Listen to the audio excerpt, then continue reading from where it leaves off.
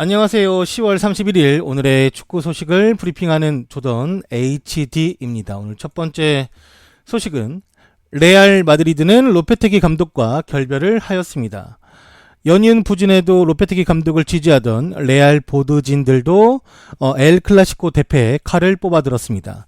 하지만 로페테기 감독의 후임은 아직 정해지지가 않았는데 이때는 정해지지 않았죠. 네. 지금 솔라리 감독이 하는 걸로 알고 있는데 당초 유력시되던 안토니오 콘테 전 첼시 감독의 선임이 보류되고 있으며 재미있게도 계약 해지 발표 이후 레알 구단과 로페테기 감독은 상반된 반응을 보이고 있습니다.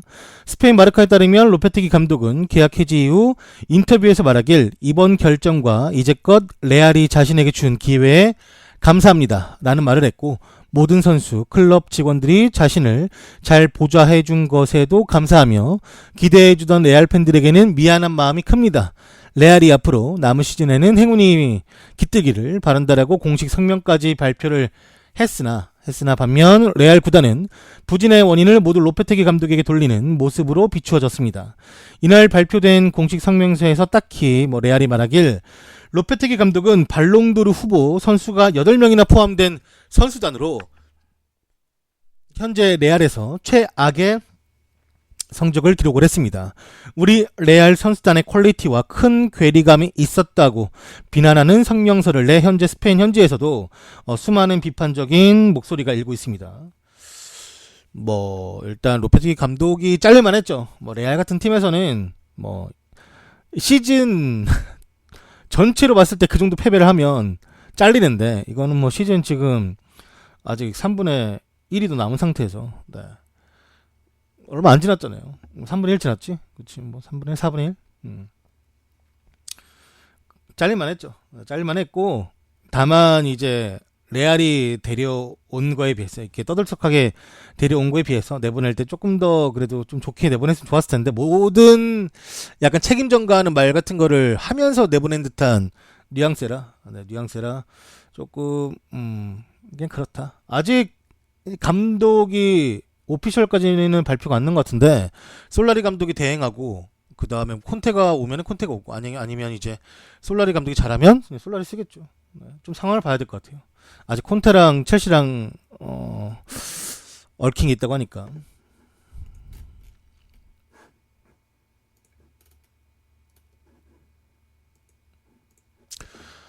마샬은 에버턴 경기에서 최고의 선수로 선정이 되었습니다.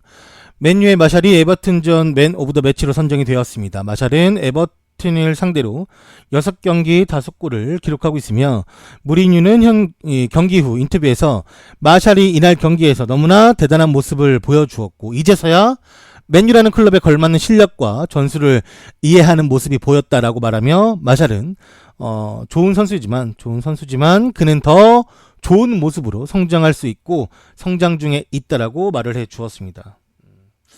무리뉴하고 마샬하고 이제 약간 상반되는 그런 이제 인연이라고 생각했었는데, 마샬이 스스로 이렇게 좀 그 틀을 벗어날 줄 몰랐죠.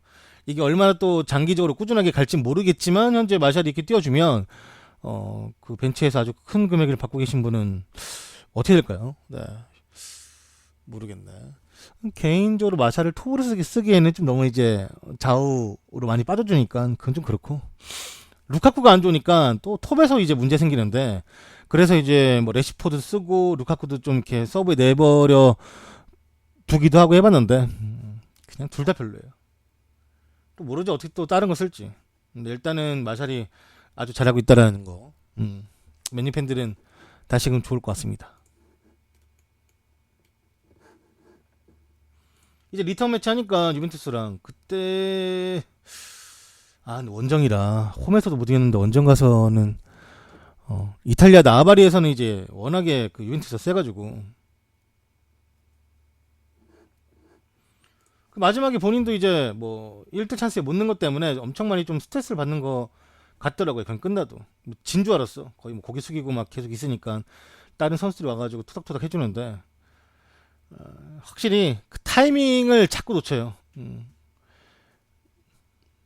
조금 이날 같은 경우는 사실 마샬이 칭찬받을 부분이 많은데 뭐 좀 지난 경기긴 하지만 일단은 수비 가담도 몇 차례 해주면서 계속해서 이제 중앙 미드필더와 수비수들의 활동 반경을 편안하게 좀 해주면서 이제 맨유가 좋게끔 가져갈 수 있었죠. 네, 진짜로. 이날 마샬은 수비, 본인이 잘 풀리니까 좀 그게 저절로 되나 봐요. 평소에는 그렇게 수비 안 하다가, 이날에는 좀 잘했는데, 마지막에 그것까지만 좀 점 찍었으면은 정말 마샬한테는 이제 아주 좋은, 그리고 뭐, 지금이 10월달 말이니까, 뭐 10월 이달의 선수? 뭐 이런 것도 한번 해볼만 하고, 오랜만에. 오랜만에 해봤나? 모르겠네. 여튼 간에, 좋았는데 그거 놓친 건 조금 아쉽죠. 본인이 이제 더 좁은 각으로 들어가 버렸으니까 조던 피포드한테. 여튼간에 마샬의 또 다른 모습을 볼 수 있을지는 그러니까 이 결정력으로 계속해서 연속골을 넣을 수 있을지는 좀 기다려 봐야 될 것 같습니다. 리그에서는 좋은 모습 보여주니까 챔스에서도 이제 좋은 모습 보여줘야지.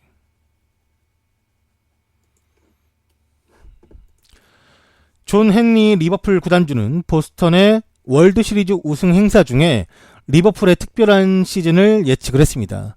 보스턴 레드삭스의 월드 시리즈 우승 행사 도중에 존 헨리 구단주는 리버풀의 좋은 시즌 스타트에 대한 질문을 받았습니다.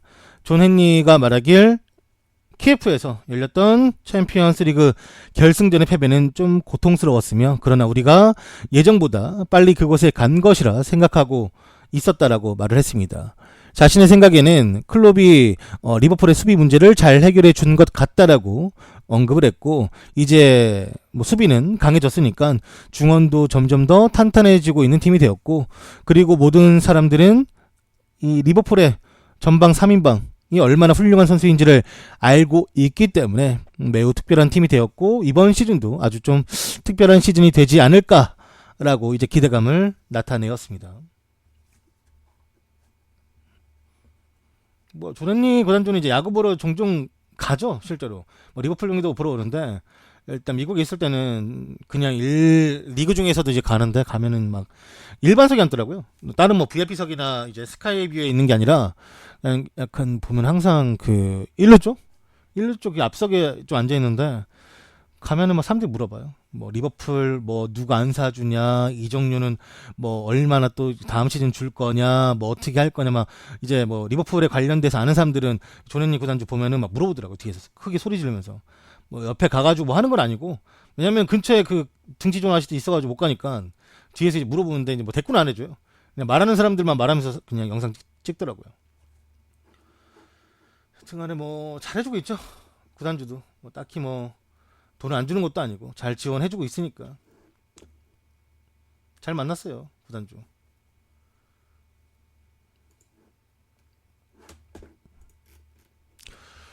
레스터 시티는 사우스햄튼과의 경기를 연기하였습니다. 10월 30일에 예정되어 있던 카라바오컵 4라운드 레스터 시티와 사우스햄튼 간의 경기가 연기가 되었고 이 결정은 토요일 킹파워 스타디움에서 헬리콥터가 경기장 주차장에 추락한 직후에 일어난 충격적인 상황 이후에 내려졌다고 하며 레스터 시티는 회장을 포함한 5명이 탑승을 했고 전원 사망 결과가 발표가 되었습니다.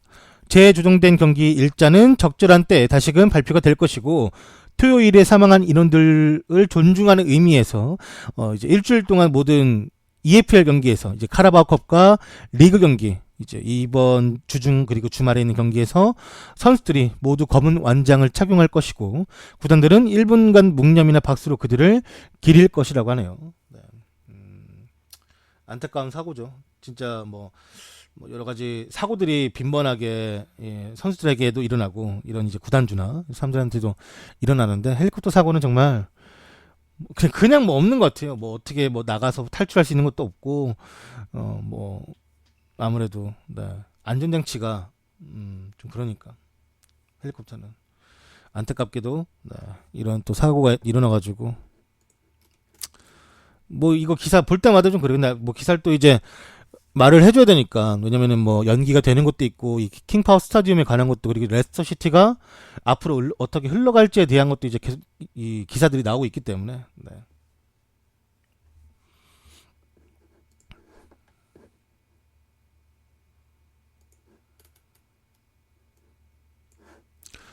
펩 과르디올라는 과거 자신이 토트넘을 해리케인의 원맨팀이라 말한 것은 자신의 실수였다고 털어놓았습니다. 과르디올라 감독은 29일 기자회견에서 과거 토트넘을 해리케인 팀이라고 말했던 것은 자신의 잘못이 맞으며 토트넘 같은 우승 후보를 상대하는 것은 항상 승점 6점의 싸움이다 라고 언급을 했습니다.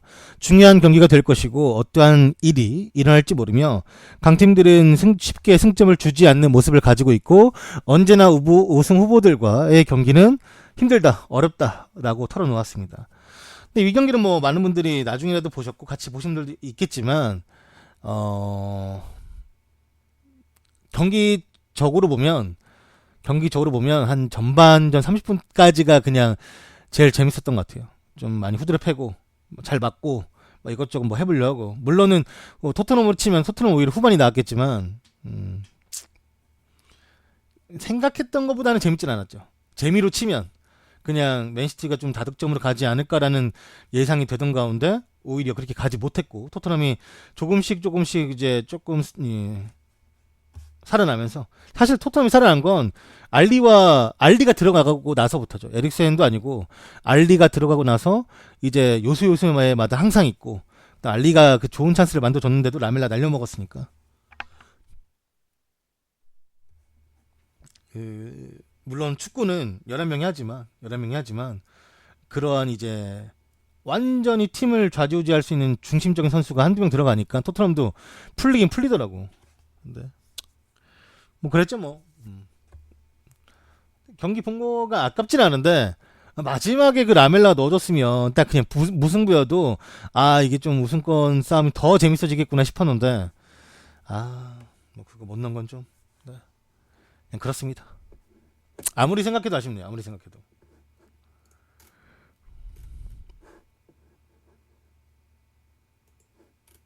그렇죠. 케인도 이제 당연히 뭐 다른 애들이 받는 패스보다는 알리나 에릭센이 워낙 잘 주니까. 무리뉴는 포그바가 PK 차는 법을 바꿔야 할 것 같다라고 말했습니다. 무리뉴는 이날 경기 후 인터뷰에서 난 선수가 PK를 기꺼이 차고자 하는 모습을 좋아하는데 PK를 맞길 좋아하고 원하는 선수에게 줘야지 이것을 좀 피하려는 선수에게 주는 거는 별로 성공률도 좋지가 않을 것이다. 그런 면에서 포그바는 항상 PK를 원하는 선수이며 그 모습이 자신이 봤을 때는 아주 좋은 태도라고 생각을 한다고 합니다. 만약 그가 놓치면 그것은 어쩔 수 없는 것이고 하지만 이제 포그바가 PK 실력이 향상될 수 있겠냐 라고 물어본다면 그럴 수 있다고 말하고 싶은데, 자신이 보기에는 포그바는 상대 골키퍼의 움직임을 굳이 보질 않고 자신의 결정대로 차는 것 같은데 그런 모습보다는 좀 더 전략적인 모습도 필요하지 않을까라는 말을 하며, 어쨌든 그는 다음 PK 때도 또 나서길 원할 것이고 나는 그 선수가 원한다면 줄 것이다. 그 모습이 무리뉴 자신에게는 제일 PK 키커로 지정하는데 중요한 요소라고 언급을 했습니다. 운이 좋았지. 에버튼 선수들이 이제 그냥 항상 근데 그런 것 같긴 해요. 이게 PK를 찰 때 나도 여기에 서 있으면, 저 뒤에 서 있으면 머릿속으로는 공이 이제 나한테 나올 수가 있으니까, 이 앞으로 튕겨져 나올 수가 있으니까 어떠한 상황이건 내가 빨리 가서 이제 처리를 해야겠다라고 생각을 할 것 같은데, 선수면. 근데 이게 차면은 보게 될 것 같아요. 진짜 차면 보게 될 것 같아. 이게 한 번에 이 스타트를 어떻게 끝내에 따라서 뭐 황의조처럼 넣을 수도 있고, 아니면 그냥 이렇게 포그바가 다시금 리바운드를 받아서 본인이 넣을 수 있는데, 근데 너무 잘 갔어 포그바한테. 심지어 이게 좀 포그바가 남들하고 경합할 수 있는 것도 아니고 완전히 그냥 포그바 다시 이 바운더리 안에 떨어졌기 때문에 그냥 뭐 잘 넣었죠 뭐, 반대쪽으로.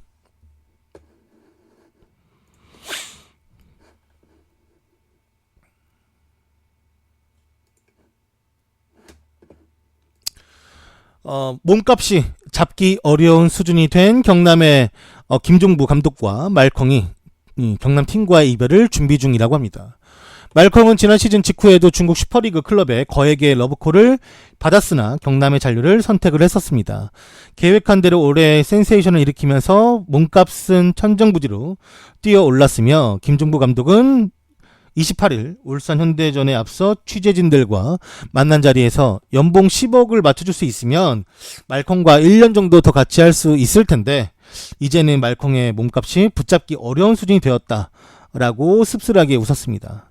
말컹은 올 시즌 이후 중국 무대의 진출이 매우 유력한 상황이라고 하네요. 네. 이날 이제 다른 뭐 기사화 된 것도 있고 안 된 것도 있는데 김종국 감독이 이 이야기하면서 그래서 이것 때문에 말컹이 요즘에 자기 말을 엄청 잘 듣는데요. 왜냐면 안 보내줄까봐 막 더 비싸게 부르고 할까봐 뭐 본인도 가고 싶은 마음이 있으니까 그런 거겠지. 그래서 뭐 눈치 좀 보나 봐요. 감독이 뭐 하라면 알겠습니다.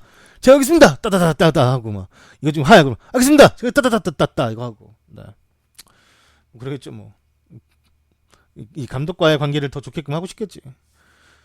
뭐 모르겠어요. 지금 한국에서 이적할 때 되게 좋은 몸값을 받았던 게 제 기억으로는 김기 선수가 중국 갈 때 75억 정도 받은 걸로 알고 있는데 그거보다 더 좋게끔 받은 선수는 없을 거예요 사실. 네. 그거보다 많이 받으면 경남한테는 큰 도움이 되긴 할 텐데 저번에 받은 이제 제안 받은 것도 꽤나 큰 금액이었으니까 뭐 그거에 상회하는 많이 받는다면 아니면은 뭐 그냥 5, 60억 그 정도? 연봉 100억은 못 받아. 연봉 100억은 그러니까 이 유럽에서 정말 잘 하던 애들이 정말 좋은 가격에 다시 중국 가는 애들은 받겠지만 말컹한테 연봉 100억 어떻게 줘? 그 정도 안 줘요. 그리고 솔직히 유럽 애들도 100억 받겠는데.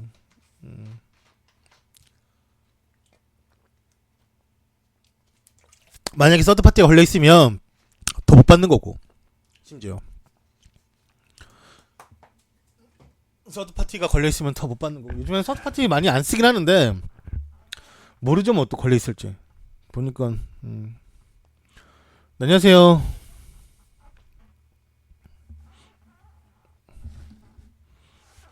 J리그는 연봉을 안 써요.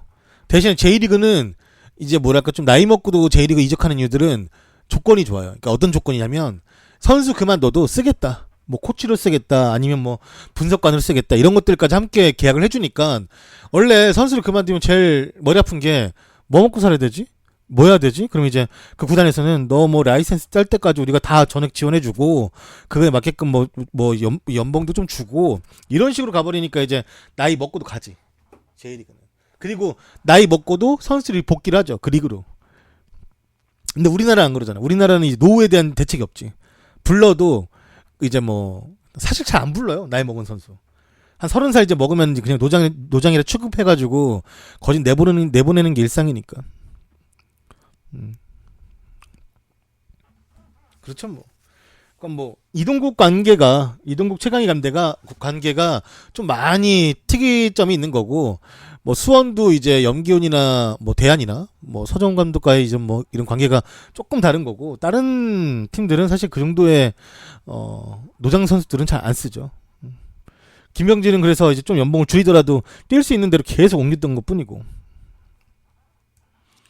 근데 말컹은 나는 항상 이 선수가 잘 되길 바래요. 그러니까 K리그 출신의 외국인 선수가 잘 되면 또 그런 이제 사례가 있으면 K리그로 와서 뭐 셀렉 리그여도 뭐 중국으로 다시 가던 중동으로 가던 중국으로 가던 유럽으로 가던 그런 이제 이 리그 자체가 좀 수준이 있다라고 이제 외국에서 좀 생각해주고 여기서 잘하면 유럽에서 데려갈 수 있는 상황이 된다면 뭐 예를 들어서 이제 프랑스 리그나 아니면은 뭐 다른 리그처럼 좀 더 거쳐간 리그일 수는 있겠지만 그래도 이제 좋은 선수가 유입은 될 수 있잖아요. 근데 이제 한국은 냉정히 말하면 뭐 3부 리그, 4부 리그 선수를 좀 많이 데려오는 편이니까.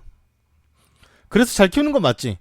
그래서 잘 키우는 건 맞는데 그좀 말컹이 잘했으면 좋겠어요. 근데 제 생각으로는 그냥 제 개인적인 생각으로는 말컹은 관리 여부에 따라 부상도 되게 자주 당하는 스타일이고 그리고 이제 감독 손도 엄청 많이 타는 스타일이라 뭐 아까도 좀 전에 말했다시피 김종부 감독이 나간다면 같이 데려가서 말컹을 살려주면 좋을 것 같은데 그게 아니라면 잘 모르겠어요. 네. 잘 될지는. 근데 진짜로 잘 됐으면 좋겠어요. 말컹 개인적으로. 흔히 말하는 말컹은 이제 하드웨어가 너무 좋아서 이 선수가 가지고 있는 힘이나 이런 것들로 자기가 부족한 개인기나 기술을 이제 억누를 수 있는, 그러니까 눌러버릴 수 있는 그런 힘이 있는데 가끔은 정말 아주 어렸을 때부터 축구를 하면서 자신이 갖고 있는 그런 이제 습관이죠. 아주 좋은 습관. 볼 터치나 트래핑이나 뭐 간단한 이제 페이크나 이런 게 필요할 때 있는데 시야나 근데 그런 게 가끔 이제 중요한 시점에 말컹이 안 나올 때가 있거든요. 여튼간에 뭐 말컹이 잘 됐으면 좋겠어요 진짜. 어떻게 될지 모르겠네요. 김종국 감독도 진짜 뭐 경남을 떠나게 될지. 그러니까 딱 1년만 다음 시즌까지만 이제 아챔에서 지금 멤버 그대로 더 누구 영입되는 것도 아니고 그대로 한번 가봤으면 좋겠다고 생각을 했는데 뭐 어렵죠.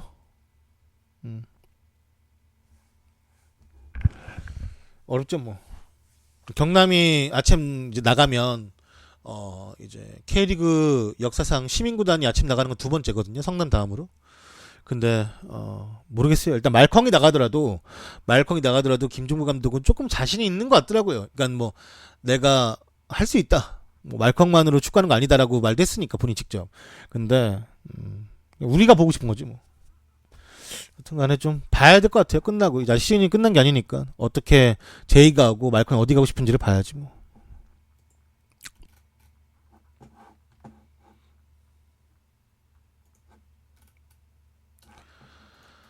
호펜하임의 데미르바이는 리버풀의 관심을 인정을 했습니다. 호펜하임의 스타 플레이어 데미르바이는 리버풀의 관심을 컨펌을 했고 보도에 따르면 리버풀은 독일 국가대표 선수인 데미르바이를 관찰하기 위해서 리옹전에 스카우터를 파견했다고 합니다.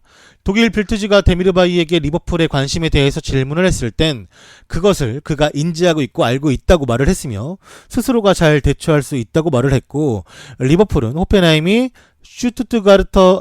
슈투트가르트전에서 4대0 대승을 거두었던 그 경기에서도 계속해서 스카우터들이 데미르바이를 관찰하며 그를 지켜보고 있다고 전했습니다. 저때 왜 10번이었지 데미르바이가? 뭐였냐? 10번이네 진짜. 모르겠어요. 외질이 없는 거 보니까 최근 건가 본데? 최근 거. 네이션스 리그 아닌데? 그럼 골을 넣고 이렇게 하는 것 같은데? 언제냐? 모르겠네.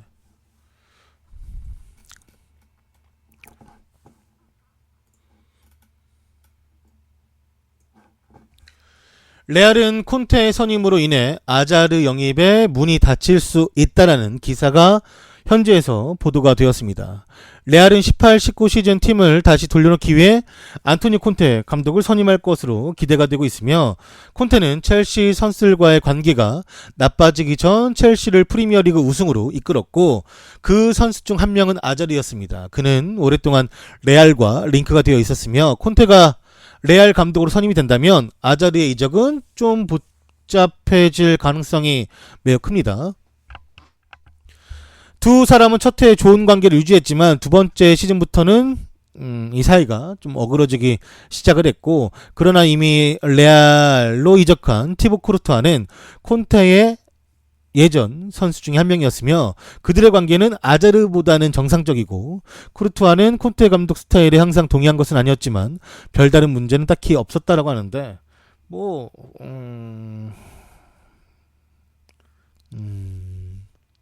근데 아자르한테는 지금 레알을 선택하는 게 콘테가 있고 없고도 당연히 뭐 중요하겠지만 본인이 고민은 이제 LC당초 본인은 가고 싶다. 원래는 가고 싶다. 아 콘테도 나갔고 감독 선임도 안 됐고 가고 싶다. 사리 감독도 왔을 때도 아 몰라 나 가고 싶다 였는데 리그를 개막하고 사리 감독이 선수들에게 주는 이제 자유분방함. 그러니까 예를 들어서 콘테가 뭐 항상 경기 전에는 우리 호텔에 함께 합숙한다 뭐 이렇게 뭐 이런 식으로 하다가 왜 그냥 안 그래도 돼 그냥 뭐 당일날 와 아니면은 뭐 먹는 것도 그냥 가리지 말고 먹고 싶은 거 먹어 약간 쌀이는 정말 약간 방목하는 유형이다 보니까 조금 더 이제 콘테 하필이면 콘테가 이렇게 많이 압박하고 갑갑하게 막 선수를 이게 좀 쪼여왔다면 약간 쌀이는 좀 더 풀어주니까 선수들이 그 이제 평소에는 그 정상인데도 불구하고 너무 풀어주는 것 같은 느낌 드는 거죠. 너무 행복하고 감독이 막 우리를 믿어주는 것 같고 하다 보니까 선수들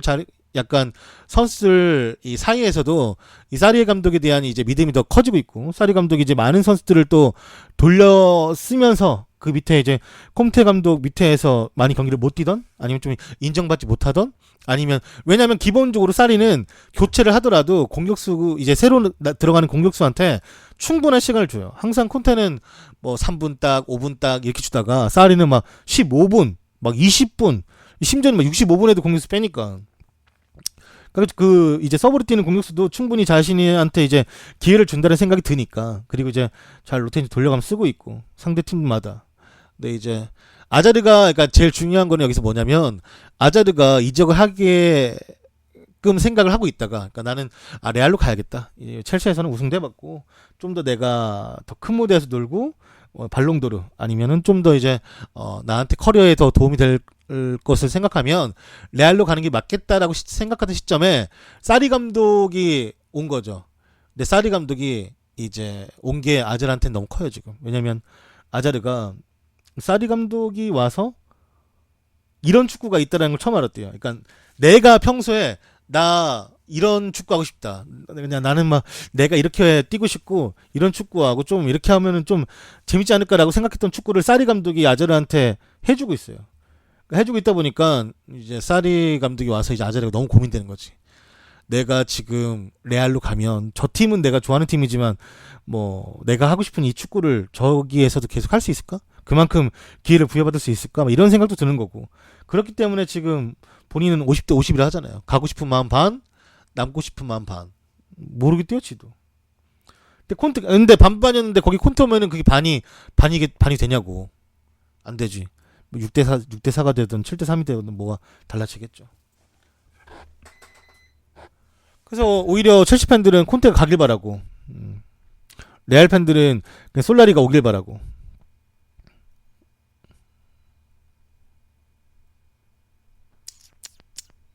재밌을 것 같아요.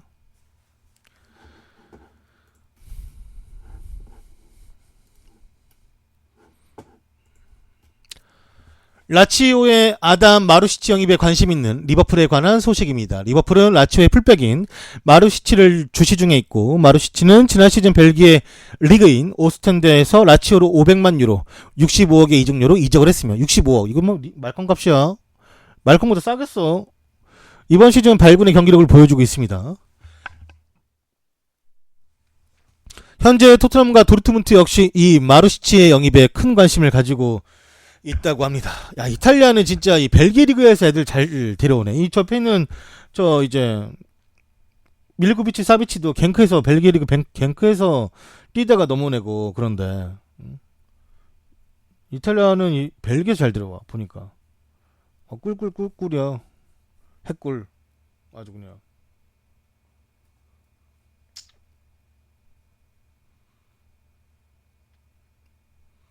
재밌어.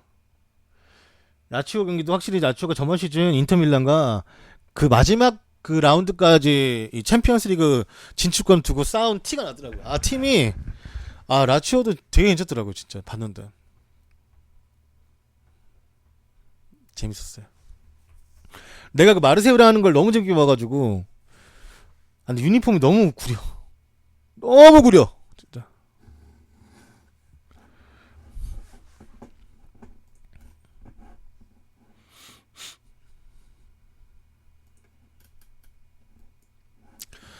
레알 마드리드는 로페테기를 경질하고 현재는 콘테보다는 솔라리 쪽이 좀 더 선호하는 것이 크다고 합니다.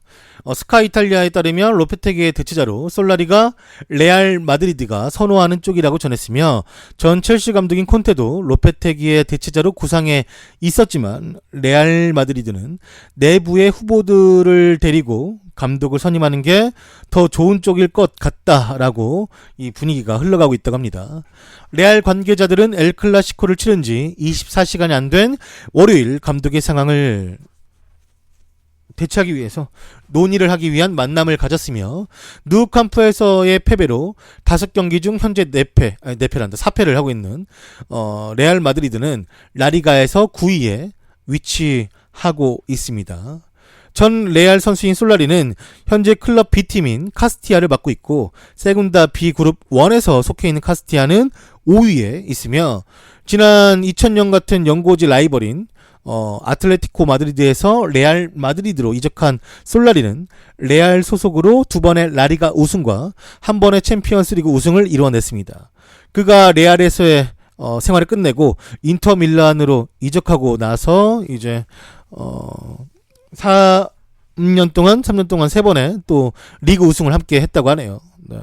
그 전에는 레알에서 5년 동안 뛰고 그 다음 새 시즌은 인터밀란에서. 로페테기의 전임자인 지네딘 지단 또한 그가 2016년 1월 베니테즈가 경질이 되고 레알의 감독이 되기 전에 카스티아 감독을 맡고 있었습니다. 안녕하세요.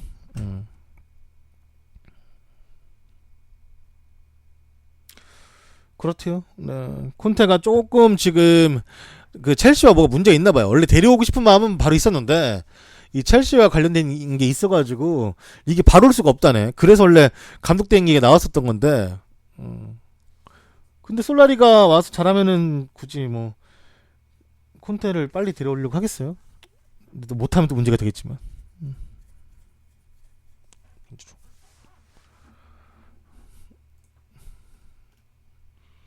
뭐 일단 카스티아 비틈으로 이제 하는데도 5위에 링크되어 있으니까 뭐 딱히 뭐 엄청난 뭐 그런 건 아닌 것 같긴 하지만 또 모르지. 1군 팀 가면은 자기가 원하는 선수들로 좋은 경기를 보여줄지. 일단은 감독 매물이 없기 때문에 누구든 데려와야 되는 상황이고 정식 감독은 아니고 감독 대행이니까 감독 대행이 좋은 게 뭐겠습니까? 언제든지 잘라도 된다는 거잖아. 자른다라는 표현보다는 이제 또 못하면 다른 감독 대체해가지고 다시 내리면 되니까. 네, 막바지죠. 유튜브로 보세요.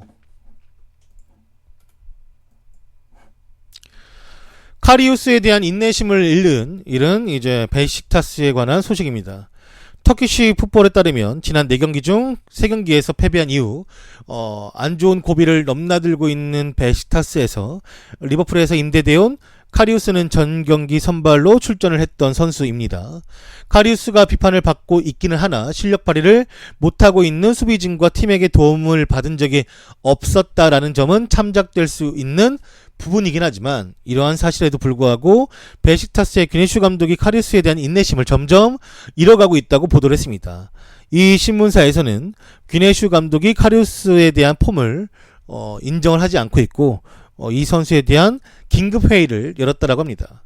카리우스가 제 폼을 끌어올리지 못한다라고 하면 톨바 젠킨에게 다시금 선발을 내주게 될 것이고 톨바 젠킨은 원래는 주전이었다가 부적절한 SNS 사용으로 인해 경고성 질타를 받고 있는 중이라고 합니다. 한편 다른 터키의 언론인 포토마크에 따르면 리버풀이 카리우스에 대한 이상한 제의를 이제 했다고 하는데 터키에서 보도된 바에 따르면 해당 제의는 야 우리가 카리우스를 다시 니네 리버풀에게 돌려줄 테니까 오리기를 빌려줘 라는 뭐 이 카리우스 줄 테니 오리기로 다시 바꿔달라는 이제 뭐 쓰고 바꿔 아무튼 네, 이런 제의를 했다고 하며 최근 몇 주에 걸쳐 터키 측이 나온 보도에서는 베시타스는 카리우스에게 불만족하고 있고 1월에 리버풀로 복귀시킬 것이라는 뉴스인데 현재 이 뉴스는 이 언론사뿐만 아니라 계속해서 이 터키 내에서도 또 잉글랜드 내에서도 언급이 되고 있는 별하나니 추억님이 10개를 후원하였습니다. 저기요 카리우스 사면 빌려드릴게요. 부분이래요. 네, 카리우스 모르겠어요. 아무튼 이제 카리우스가 1월 달에 돌아올 수 있을 것 같긴 해요. 네.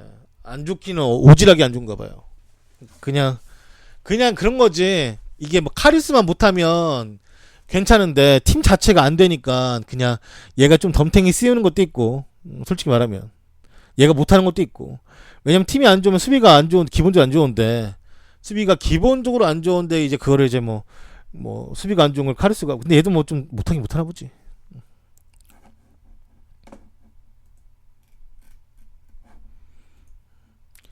약간 베시타스가 그 고객으로 치면은 약간 진상 고객이네. 빌려가 놓고 씨. 아니 뭐 보내는 거야 상관없지만 다른 애로 바꿔달라는 거는 씨. 다 써놓고. 진상이죠. 아주.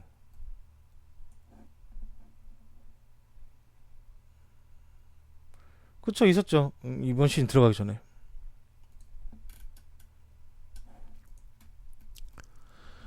레스터 시티는 추모를 위해서 경기장 이름을 변경하는 것을 논의하고 있다고 합니다. 레스터 시티는 그들의 홈 경기장 이름에 회장 비차의 이름을 붙이는 것을 고려하고 있다고 클럽 내 관계자가 ESPN에게 전했습니다.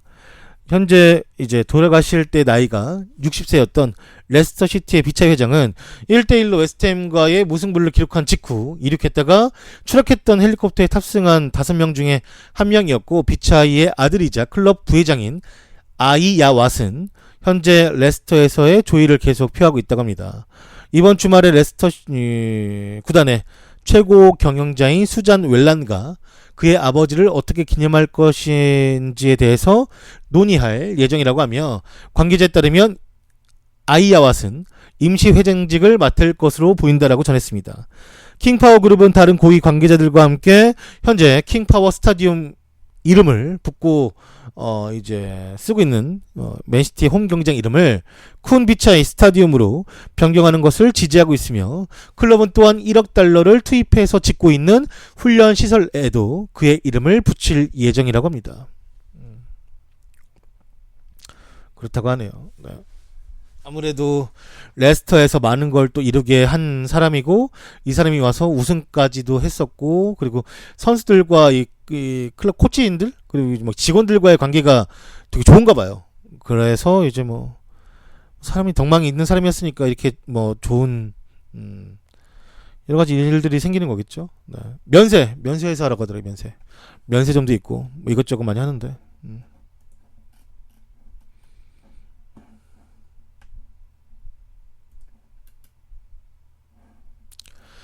바르셀로나 덴벨레의 이적을 논의 중인 이 소식에 관해서 말씀을 드리겠습니다. 우스만 덴벨레는 클럽의 팬들 사이에 있어서 변함없는 논의의 주제였고, RAC1의 정보에 따르면 클럽 내부에서도 역시 이 주제로 대화를 나눴다고 합니다. 바르셀로나는 현재 우스만 덴벨레의 상황을 분석 중에 있으며, 우스만 덴벨레는 지난 목요일 클럽으로부터 겨울에 다른 클럽을 알아보라는 신호를 받았다고 합니다. 덴벨레는 힘든 한 주를 보냈고, 세비야와의 경기에서 그는 팬들의 야유를 받았으며 인터밀란과의 경기에서는 출장을 하지 못했었습니다. 하지만 레알과의 경기에서 발베르데는 그에게 출전 시간을 보장해 주었고, 그는 경기의 마침표를 장식했습니다. 아마 그 비달에 골을 어시했으니까요. 이번 여름 파리 생제르맹이 그에게 관심이 있었으나 발베르데는 덴벨레를 믿는다라는 것을 보여주었다라고 이 기사에 써있지만, 여전히 제 개인적인 생각으로는 저는 덴벨레를 팔아야 된다고 생각합니다. 네. 필요 없다가 아니라, 그러니까 좋은 선수인데 바르셀로나에 맞지 않는다. 옷이 자체가. 그러니까 좋아요. 잘했지. 아니 도르트문트에서 잘했고 빠르고 어리고 뭐 부상 당했어도 그 스피드가 죽지도 않았고. 근데 덴벨레는 좀 바르셀로나가 전혀 안 맞더라고요. 네. 본인을 위해서라도 좀 더 본인을 꾸준하게 써줄 수 있는 팀으로 가든가 떠나는 게 나아요. 얘한테도 일단은 뭐 지각도 많이 하고, 뭐 지각도 하고, 그 다음에 뭐 이 경기장 이제 특히 훈련장에서 이게 이 바르셀로나는 나름 좀 구단 자체가 뭐 남들이 보기에는 좀 딱딱하다고 볼 수도 있지. 그 안에서의 규율 같은 것도 좀 있으니까. 옛날에 네이마르도 한창 이제 머리 막 그 무슨 뭐 어떤 머리 해야 되지? 아무튼 막 그 머리 막 세워가지고 했던 머리 있었잖아요. 근데 그것도 이제 계약 때 이제 하지 말라고 해가지고 이제 뭐 그것도 좀 안 했었고, 오자마자 바로 바꿨었고, 머리 스타일도. 그리고 뭐 이것저것 알게 모르게 이 팀이 가지고 있는 것들이 있죠. 근데 이제 여튼간에 얘가 할 수 있는 축구가 별로 바르셀로나하고 맞지가 않아요. 별로 스타일이. 그러니까 바르셀로나 팬들도 얘한테 좀 불만을 가지고 있는 거지. 그러니까 나는 그것도 그래서 어떻게 생각했냐면, 사실 감독하기도 되게 힘든 데가 바르셀로나거든요. 바르셀로나 와서 뭐 어떠한 갑자기 누가 바르셀로나 감독 됐는데 나 쓰리백 쓰겠다 이렇게 하면은 싫어할 거예요. 이 바르셀로나의 티키타카라는 축구가 기본적으로 이제 장착이 되어 있는 것이고, 결국 이 팀은 감독의 역량이 내가 어떠한 전술 써가지고 새롭게 막 이것저것 할 수 있는 그런 구단이 아니라, 잘 짜여진 구단을 더 잘 짜고 선수 로테이션 더 잘 돌리고 더 어떻게 잘 쓸 수 있을까를 이제 고민해야 되는 곳이기 때문에, 얘는 그런 부분에서 좀 안 맞지. 그냥 지금 그때 엘클라시코에 나왔던 그 상태가 제일 좋아요. 왼쪽에 쿠티니오, 수아레즈, 오른쪽에 메시 들어가고, 왼쪽에 아르투르 부스케츠, 이제 저 오른쪽에 누구야, 라키티 들어가고, 그 다음에 알바 들어가고, 수비만 좀 바뀌어야지. 수비만 바뀌고 뭐 랑글레가 들어가든 움티티 들어가든 피키 들어가든 어떠한 고정 선수 한 명 있고 수비 한 명 더 들어오고 오른쪽에 이제 세르지 있으면 그게 제일 맞아요. 네. 그게 제일 맞아요. 다른 얘가 있어봤자 얘도 못 뛰어. 얘도 못 뛰고 얘도 심지어 못 뛰고 아니 뭐 비달도 못 뛰는데 근데 얘를 데려올 때 돈이 그렇게 비싼데 굳이 후보 선수로 1,500억짜리 써야겠냐 이거지. 얘도 짱날 거 아니에요. 얘도 저 나이에 뛰어야지 더 발전할 수 있고 더 이제 자주 국대에도 선발될 수가 있을 테고 할 텐데 얘도 문제예요. 얘도 그러니까 그냥 그러니까 본인이 나가는 게 낫다는 거예요. 왜냐면 원래는 이게 왜 이제 얘가 왜 나가야 되는 게 더 복잡해졌냐면 원래는 발베르데 감독은 쿠티뉴를 아르투로 자리에 쓰려고 했어요. 근데 쿠티뉴 자체가 미드필더에서도 쓸 수 있는 자원이긴 하지만 쿠티뉴는 왼쪽에서 쓰는 게 제일 좋죠. 그냥 왼쪽 윙포워드를 쓰는 게. 그러니까 네이마르가 뛰던 그 자리를 그냥 그대로 물려받는 게 가장 좋은데 아르투로가 이렇게 잘할 줄 몰랐지. 한 번에 그냥 정착해가지고 바로 이렇게 활동량 많이 가져가고 제일 많은 패스를 하고 그다음 라키티치의 오른쪽까지 수비 가담을 들어가 주면서 이제 라키티치나 부스케치가 좀 더 숨통을 이제 숨을 잘 쉴 수 있게 이렇게 아르투로가 잘 적응할 줄 몰랐던 거지.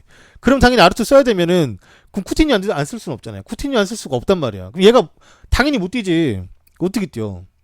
얘가 아무리 유망 주고 잘해도. 그러니까 나가라는 거야. 그러니까 그냥 그 자리에 조금 뭐 다른 역할을 같이 할 수 있는 그냥 선수 한 명 데려오든가 아니면 말콤을 쓰든가. 그럼 돼야지 뭐. 그렇게 해야지 뭐. 얘도 좋은 선수니까 다른 데 알아보고 가는 게 낫죠.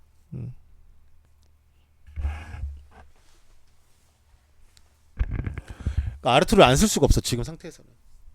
비달도 못 나오잖아. 그래서 비달도 나오자마자 그렇게 좋은 패스 올려주고 그렇게 잘하는데 비달도 뭐 비달이야 뭐 저기 라키티치랑 좀 바꿔주면 되긴 하는데 그럼 발베르데가 안 하니까 그렇지 뭐. 여튼간에 이 짜여져 있는 베스트 11이 너무 확고하다 보니까 그냥 가야죠 뭐. 그래 뭐 미넨 가든지 차라리 진짜로. 아니 뭐 좀 손해를 보더라도 보내야지 뭐 어떡하겠어요. 근데 얘를 뭐 1,000억 밑으로는 뭐 안 팔겠지. 요즘에 뭐 윙포워드가 많다고 하지만 얘가 이제껏 뭐 보여준 것도 있고 도르트문트에서도. 아무튼 좀 어떠한 사건이 뭐 올해 겨울은 아니고 이번 여름 그러니까 다음 여름에 이제 아마 좀 생기지 않을까.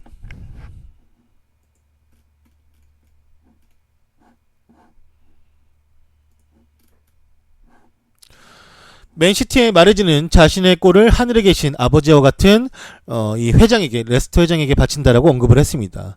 레스터 시티의 기적 같은 우승의 주역이었던 마레즈는 이번 토트넘전에서 득점에 성공을 했고 경기 후 인터뷰에서 레스터 시티 회장이었던 비차이 회장의 사망에 대해서 다음과 같이 말을 했습니다. 마레즈는 인터뷰에서 말하길 아주 힘든 날이었습니다. 이런 일을 겪는다라는 것은 쉬운 일이 아닌데 회장님은 자신에게 아주 특별한 분이셨고 나는 4년 반을 레스터시티에서 그분과 함께 했습니다. 회장님과 많은 추억을 나눴으며 그는 너무나도 좋은 사람이었고 그래서 전 지금 아주 슬픕니다. 그래서 내가 득점을 했을 때 하늘 위로 내 두 손을 가리켰던 이유도 회장님에게 보내는 자신의 메시지였다라고 말을 했어요. 뭐 일단은 자신에게는 아버지 같은 분이셨고 그는 너무나 좋은 사람이었으면서 마음이 넓은 사람이었다라고 말도 했고 처음에 이제 그 소식을 알게 되었을 때는 가슴이 찢어지면서도 충격적인 소식이었고 회장님과 같이 세상을 떠난 사람들의 소식 또한 자신이 다 이전에 레스터에서 알고 있던 사람들이었고 지금 그런 걸 겪고 있는 부분 자신이 그런 부분이 매우 어렵긴 하지만 자신은 뭐 팀은 이제 맨시티지만 언제까지나 레스터와 함께 할 것이며 희생자의 가족들과 함께 할 것이라고 말하며 애도의 마음을 전했습니다. 이뻐했다 하더라고요. 잘했지. 뭐 잘했으니까 이뻐 안 할 수가 없죠.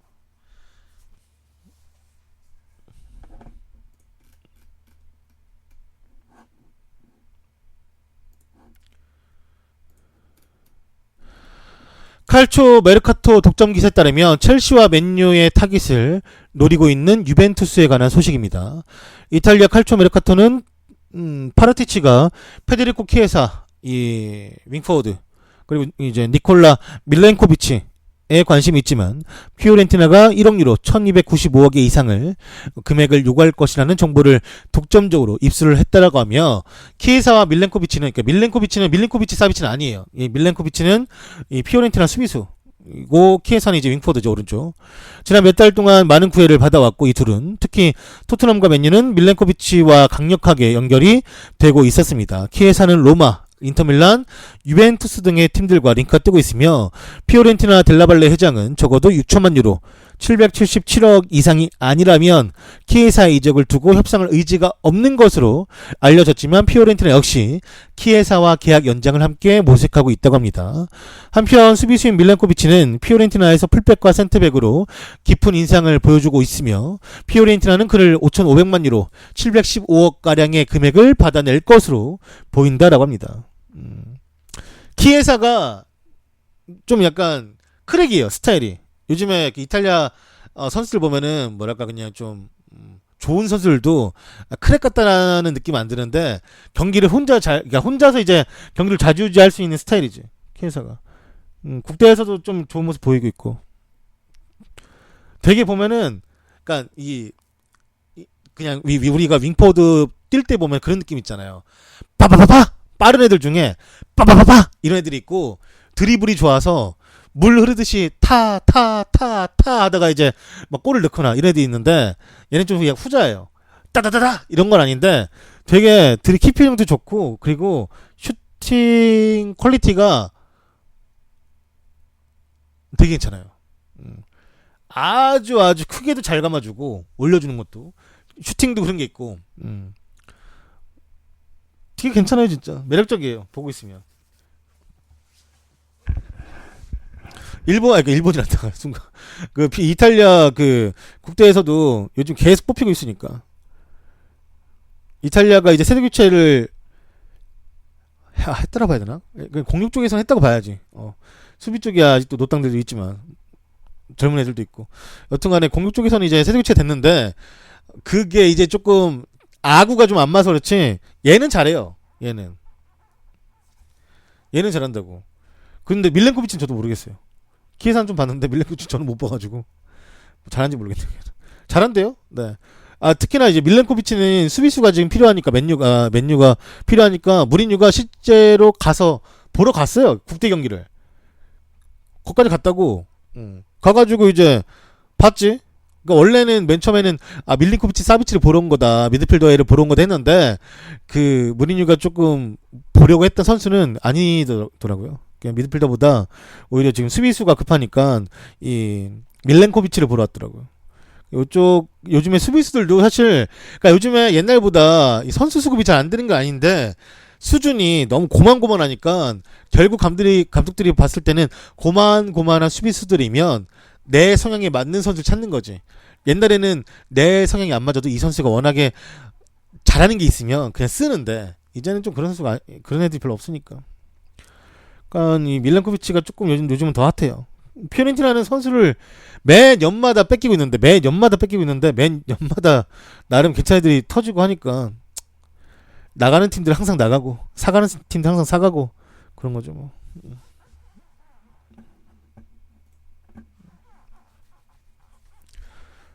미들이 그지 같아요.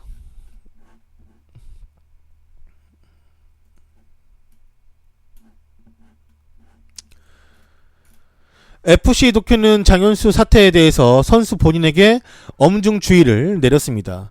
일부 보도된 장현수 선수가 병역 면제에 필요한 사회봉사 활동에 대해서 선수 본인에게서 이제 한번 이야기를 나눠본 결과 활동의 일부에 대해서 사실과 다르게 보고한 점이 알려졌습니다.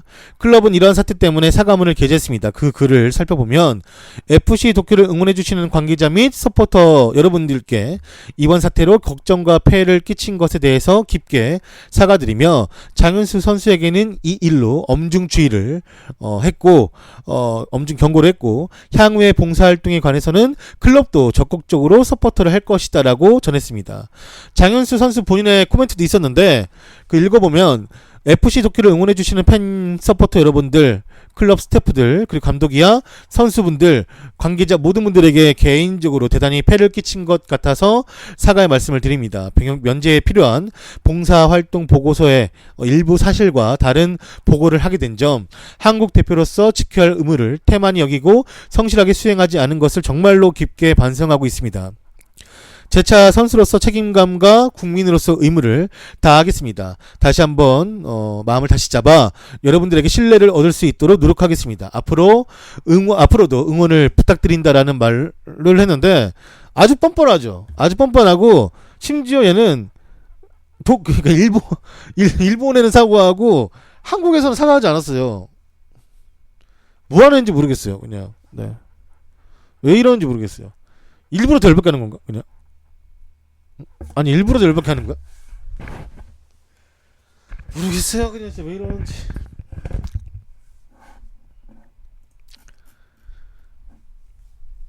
네가 왜 이러는지 모르겠다 나도. 그러니 해야죠 뭐. 알아서 하겠지. 지 인생 뭐 지가 사는 거지.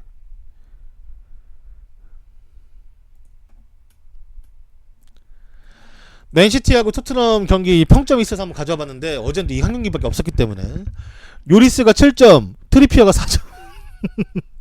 트리피어 4점.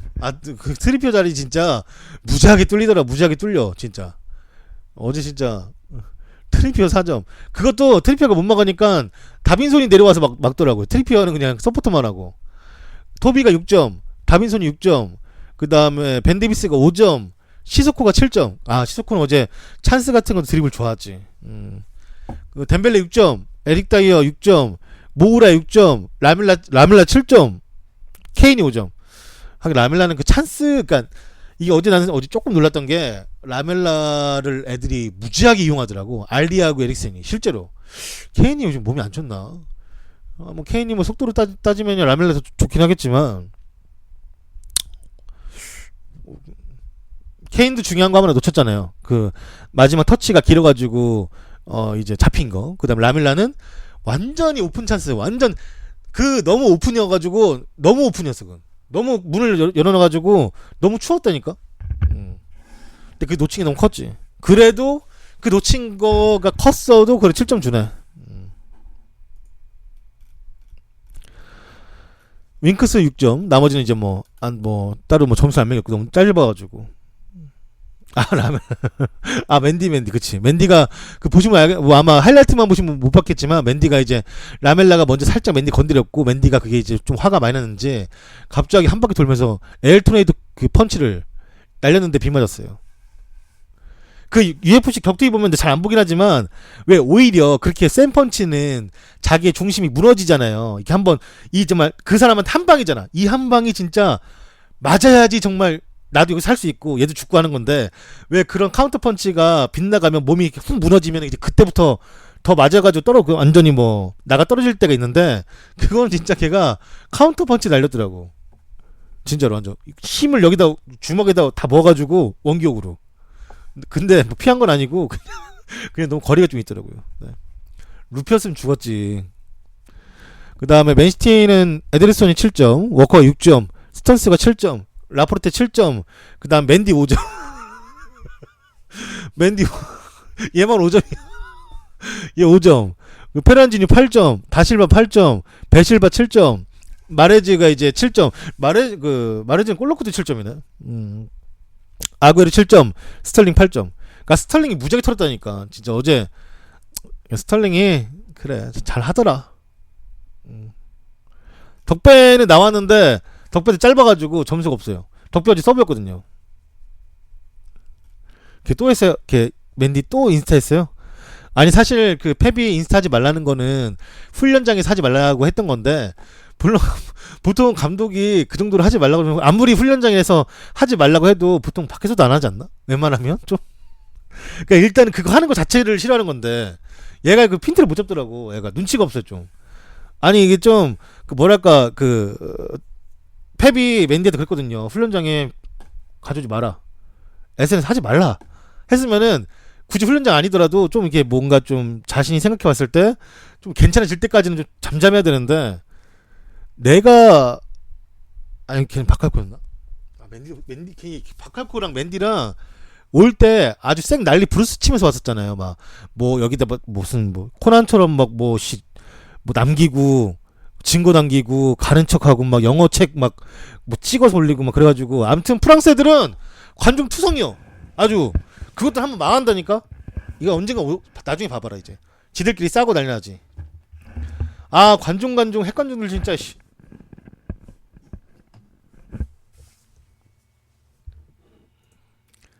언젠간 터진다 진짜. 아직은 괜찮은데 언젠가 뭐 팍 터진다 진짜.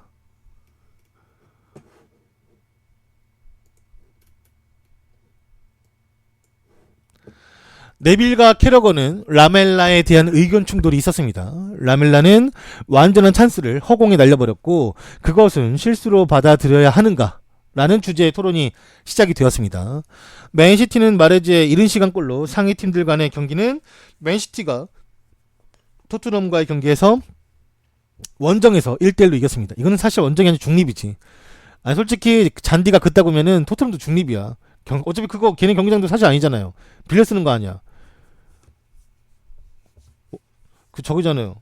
월세. 월세 아니요. 아무튼 한편 토트넘은 빅찬스를 놓쳤는데 라멜라는 경기가 끝나갈 무렵 골대에서 10야드 떨어진 곳에서 하늘 높이 공을 차버렸고 먼저 치러졌던 이제 일요일날 NFL 경기로 웸블리 경기장은 불안정한 상태였고 라멜라의 실수에 대한 비난은 경기장이 원인인 것인지 아닌 것인지에 대해서 논란이 일어났습니다. 게리 네빌은 상체를 뒤로 젖힌 라멜라에 대해서 이야기를 했는데 캐러건은 라멜라에 대한 동정심을 나타냈지만 네빌은 전혀 그 동정심이 보이지 않았습니다.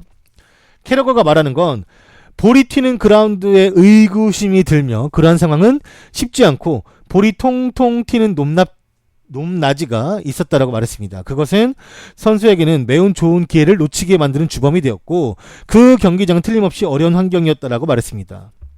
하지만 네빌은 말하길 나는 그렇게 생각하지 않는다.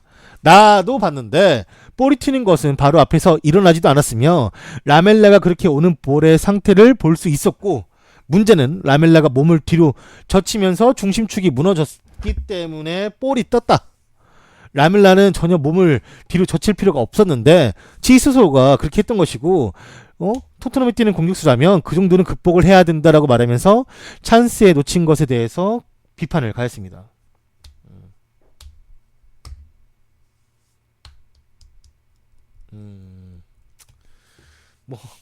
원래 얘네들은 같은 얘기 안 해요. 잘 한 명이 딴 얘기 하면은 내가 나도 저렇게 생각했는데 아씨 쟤랑 똑같은 얘기 안 해야지 이래가지고 그냥 반대적인 얘기 했나 보지 뭐. 얘는 무조건 오아니 맥스야 한 명은. 여튼간에 잔디가 안 좋았던 거는 완전 큰 팩트였고 특히나 이제 그 가운데쯤이었잖아요. 이제 NFL이 가운데서 막 하다가 막 공 뒤로 빼주고 거 달리고 거기서 잔발 구르고 하다 보니까 그 수비할 때는 막 밀리기도 하잖아요. 실제로 막 부딪히면 그러다 보니까 잔디가 다 가운데 쪽이 다 죽어버렸잖아요. 사실 어제 게다가 이제 그 비까지 그 전에 왔어서 가지고 물도 뿌리고 해가지고 완전히 땅이 거의 그냥 진짜 벌기였다니까. 어제 그 채집했으면은 진짜 꼬막 나왔어. 아 너무 그래도 안 좋더라고. 그래가지고 잔디 탓을 안 할 수는 없는데 그래도 너무 아까웠죠 사실. 동점 상태도 아니었고 동점 상태도 욕먹었을 거야. 그거 놓치는 거는 이기고 있어도 욕먹었을 거예요. 너무 왜냐면 진짜 알리가 한 템포 죽여서 다 앞에 수비수들은 앞에로 쏠려 있었고 뒤에서 오는 애들은 늦었기 때문에 라멜라가 위치 선정이나 볼이 들어온 시점 타이밍이 너무 좋았어요. 수비도 옆에서 아무 누구도 건드려주는 사람이 없었고 근데 그거를 이렇게 날려버렸기 때문에 걔가 날리자마자 그 앞에 있던 선수 2명이 머리에 손을 올립니다. 마마미야 하면서 이렇게 알죠? 자동으로 올라가는 거. 이거는 됐다 골이 됐는데 그렇게 돼버리니까 너무 후렸죠. 진짜 그 타이밍이 딱 골 넣고 줘야 해도 되는 타이밍이었는데 동점이어도 그거는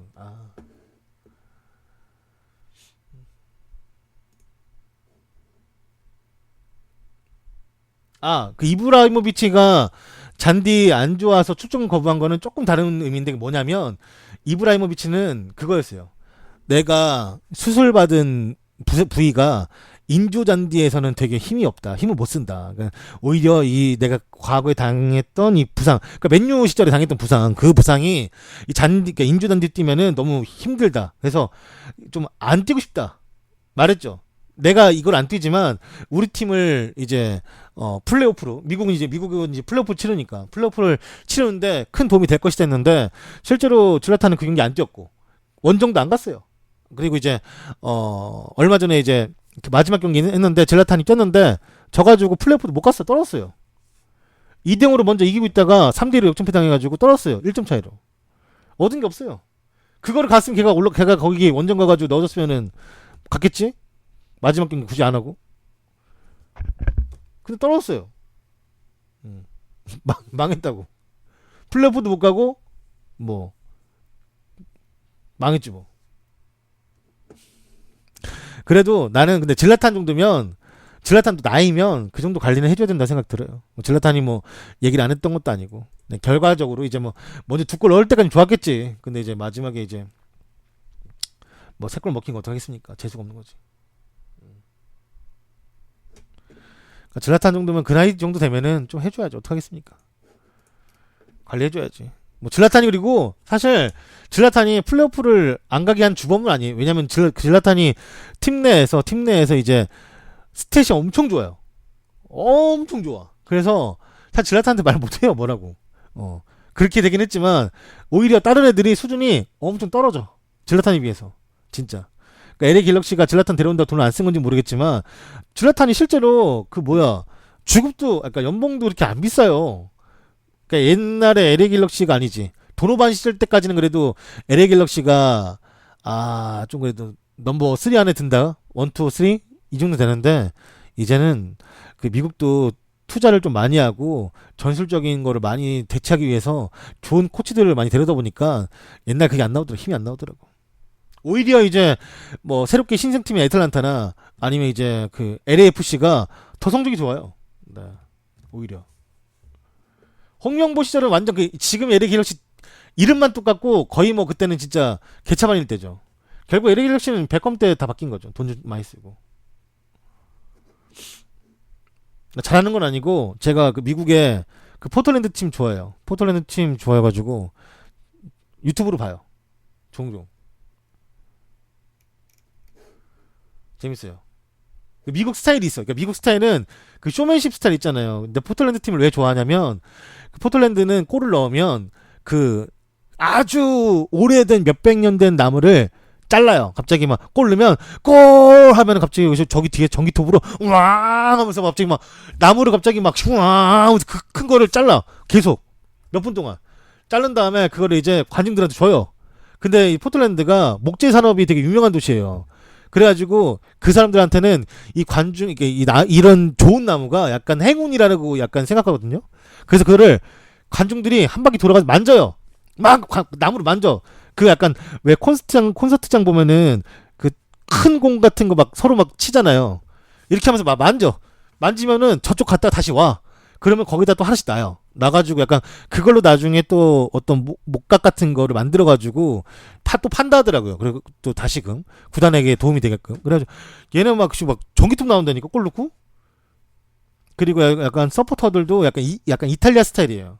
근데 되게 좀 정돈이 잘 되어 있게끔 해가지고 재밌어요. 보고 있으면 경기장도 째깔해요. 되게. 한번 그 유튜브에 MLS 치면은 각 구단마다의 그 스타일이 나와요. 막 되게 웃긴 것도 많고 막 가면 쓰기도 하고 막 다 가면 쓰기도 하는 것도 있고 막 웃긴 거 많으니까 다음에 한번 영상 한번 찾아보시거나 아니면 제가 좀 괜찮은 거 볼만한 거 있으면 한번 가져와 볼게요. 짠짠짠짠. 미국은 관중 쩔죠. 그러니까 미국이 그러니까 대단한 게 뭐냐면 월드컵을 못 갔잖아요. 그럼 우리는 기본적으로 월드컵 못 갔으면 망했네 이렇게 했는데 미국이 그게 아니었어. 월드컵을 못 갔으니까 그 축구를 해설을 못 하니까 MLS에다가 조금 때려 박았죠. 더 많은 이 중계적으로 막 더 멋있는 장면 같은 걸 때려 박고 막 진짜 더 이제 선수 좀 괜찮은 애들 데려오고 하다 보니까 신생팀 생기고 하다 보니까 오히려 리그는 더 번창했어요. 오히려 반대로. 리그는 더 번창하고 그래가지고 네. 아무튼 대단한 사람들이에요. 그러니까 위기를 그 찬스로 만드는 데는 또 미국만한 나라가 없는 것 같아요. 네, 진짜. 그러니까 이 자본이 있고 이 등에 업은 팬들이 있다 보니까 진짜 뭐 안 되는 게 없는 것 같아요. 마음 먹고 하려면. 그러니까 그 미국 중계 중에 그 아마 질라탄 데뷔골 한번 보신 분들 있을 텐데 영상이 나는 솔직히 축구에서 그런 영상 처음 봤어. 어떻게 했냐면 질라탄이 헤딩으로 골을 넣었으면은 그게 정상적으로 헤딩할 때는 우리가 보는 1대1 비율로 속도로 나와요. 1대1 속도. 그러니까 원래 속도죠. 우리 눈으로 보는. 근데 골 넣을 때 골 넣으려고 하는 그 장면을 완전 갑자기 슬로우로 걸어. 갑자기. 그러면서 되게 영화 같은 장면이 나와요. 우리가 뭐 예를 들어서 뭐 어떻게 생각해야 될까? 뭐 이게 액션 영화나 그런 거 있으면은 그 왜 잠깐 느려지는 부분이 있잖아요. 그 멋있는 부분에서 잠깐 느려지는 거. 그런 거를 가미를 하다가 다시 빨라져. 다시 순간적으로 다시 빨라져가지고 되게 임팩트가 팍 있게 보이니까 멋있더라고요. 네. 매트릭스가랑 비슷한 거죠. 약간 그 이게 화면 자체가. 근데 그거를 되게 빠르게 그를 만드니까 멋있어요. 보는 재미가 있어 진짜. 보는 재미가. 우리는 앉아가지고 스포티비 화질 실화 이런 거 할 때 거기는 벌써 그런 거 하고 있더라고. 물론 걔네는 유료 방송이기도 하고 뭐 그건 맞는데 그래도 그만큼의 이제 뭐 화질이나 아니면 영상미를 만들거나 리뷰쇼 심지어 하워드 웹 있잖아요. 그 빡빡이 그 심판 잉글랜드 그 양반은 미국에 스카우트 돼가지고 가서 이제 하이라이트 프로그램도 나가고 자기가 심판에 관한 얘기도 해주고 뭐 이런 리뷰쇼에도 나오니까 뭐 사실 뭐 낼만하지 뭐. 요즘에는 잉글랜드에서 이제 축구를 뭐 끝내고 간 사람들이 네, 안녕하세요 미국 가서 심판 생활 더 하든가 아니면은 그런 이제 분석가 역할을 하든가 해가지고 네. 잘해요. 재밌어요. 그러니까 보고 있으면은 뭐 이게 수준이 높다 그런 게 아니라 뭐 수준도 괜찮지만 재밌어요. 관중도 많고 걔 막 뭐 그런 게 좀 재밌어요. 그렇더라고요. 자, 다음 소식은 음바페와 라비오는 엘 클라시코를 보느라고 지각을 했던 것이라고 합니다.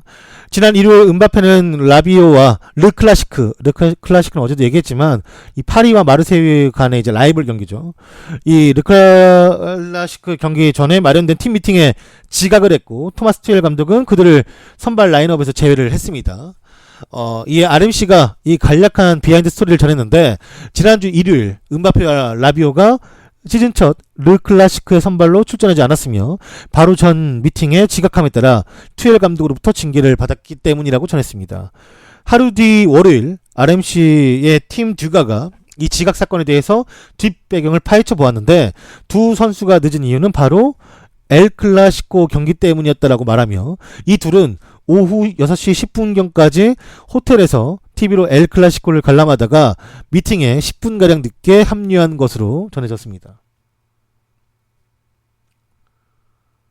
그렇구만. 정신 나갔구만. 여튼간. 모르지. 뭐 딴 거 했는데 그냥 엘 클라시코 봤다고 했는 건지 뭐 모르지 뭐.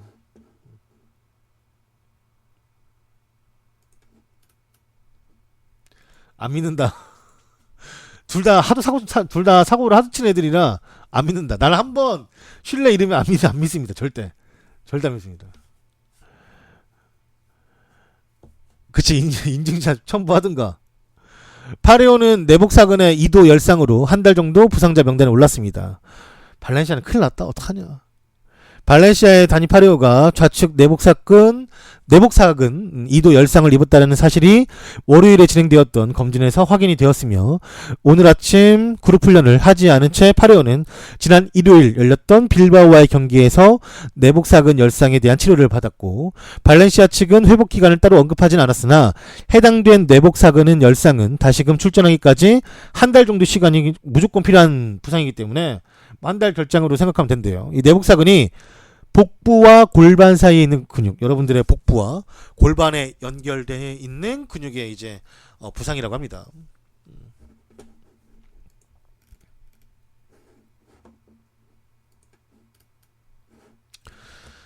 니스 감독인 비에이라, 패트릭 비에이라, 아스날 전 선수죠. 이 발로텔리가 살 빼기 전까지는 절대로 경기에 내보내지 않겠다라고 말했습니다. 비에이라는 발로텔리에게 팀에서 정규적으로 뛸 만큼 몸을 만들기 위해서 살을 빼라고 이야기했으며, 발로텔리는 마르세유로의 이적이 불발이 되었기 때문에 프리시즌 훈련에 2주 정도 늦게 참석을 했습니다. 보도에 따르면 발로텔리는 100kg가 넘는 몸무게로 복귀를 했고, 그 결과 저번 2시즌 동안 리그앙에서만 51경기에서 33골이라는 좋은 기록으로 이끌었던 몸을 본인 스스로가 망쳐버렸습니다. 이번 시즌 기복이 심했던 4경기 동안 발로텔리는 득점이나 심지어 어시스트까지도 하나도 기록하지 못하고 있으며, 이에 관해서 비에이라 감독이 말하길 발로텔리는 살이 너무 쪄서 돌아왔으며, 그것은 아마도 이제 발로텔리도 인정하는 부분이고, 우리 구단은 발로텔리가 왜 그렇게 되어서 돌아왔는지 이해를 하려고 하고 있지만 이해가 도통되지 않는다. 아마도 선수 본인은 마르세유로 이적하는 것을 생각했던 것 같다라고 이야기를 했습니다. 여튼간에 이제 발로텔리와 이 니스는 서로 이제 팀에 남기를 잔류를 결정했고, 그렇기 때문에 그는 해야 할 일이 있으며 벌써 다른 많은 선수들에게 비해서 많이 좀 몸이 뒤처져 있는 상황이지만, 발로텔리라면 스스로 그 차이를 메꿀 수 있을 것이라고 말을 했고, 그렇지만 체중 감량이 되지 않는 한 그를 절대로 경기장에서 볼 수는 없을 거라고 단디 하라고 말했습니다. 네. 그냥 보니까 2주 동안 뭐 자기 마르세 못 가니까 화나가지고 그냥 막 들이붓네. 먹는 걸.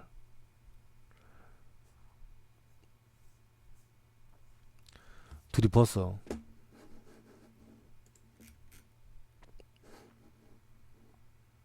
그건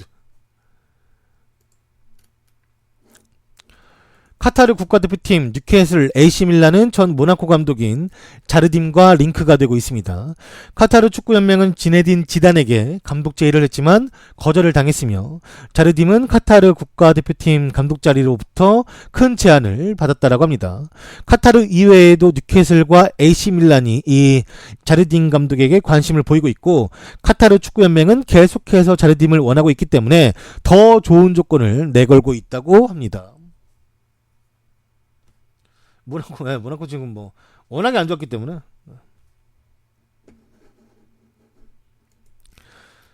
뭐 개인적으로는 뭐 AC 밀란 가도 재밌을 것 같고, 난 레알 한번 갔으면 좋겠다 생각했는데, 레알은 또 자르딤 물론 자르딤이 모나코에서 잘한 거기 때문에 조금 깜냥이 안 될 수 있긴 하지만, 뭐 누가 로페테기는 뭐 깜냥 됐냐?